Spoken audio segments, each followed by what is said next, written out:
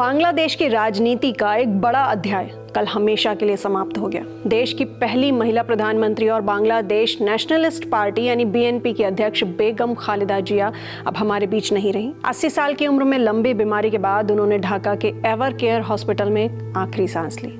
आज पूरा बांग्लादेश शोक में है और उन्हें अंतिम विदाई दी जा रही है। आज के इस वीडियो में हम जानेंगे उनके अंतिम संस्कार से जुड़ी बड़ी बातें और क्यों भारत के विदेश मंत्री का इस वक्त ढाका जाना एक बहुत बड़ा कूटनीतिक संदेश है। तो खालिदा जिया को आज यानी बुधवार को राजकीय सम्मान के साथ सुपुर्दे खाक किया जाएगा। कानून सलाहकार आसिफ नजरुल के मुताबिक जोहर की नमाज के बाद संसद के साउथ प्लाजा और मानिक मियां एवेन्यू में उनकी आखिरी विदाई की प्रक्रिया शुरू होगी। यहाँ सबसे खास बात यह है कि उन्हें उनके पति और पूर्व राष्ट्रपति जियाउर रहमान की कब्र के बगल में ढाका के शेरे बांग्ला नगर स्थित जिया उद्यान में दफनाया जाएगा।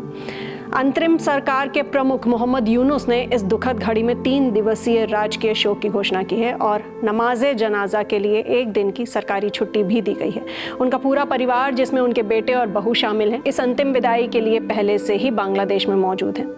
खालिदा जिया के निधन की खबर मिलते ही प्रधानमंत्री नरेंद्र मोदी ने सोशल मीडिया पर गहरा दुख जताया है। पीएम मोदी ने साल 2015 में ढाका में हुई अपनी मुलाकात को याद करते हुए कहा कि बांग्लादेश के विकास और भारत बांग्लादेश संबंधों में उनके योगदान को हमेशा याद रखा जाएगा।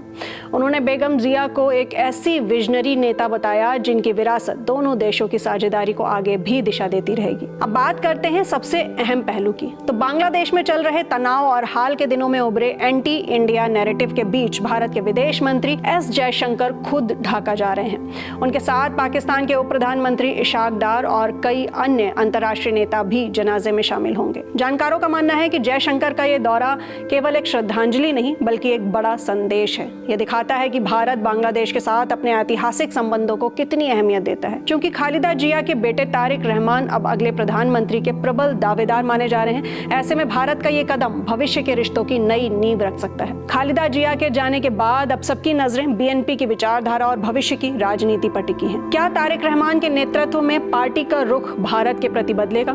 क्या ये दौरा कड़वाहट को कम करने में मदद करेगा?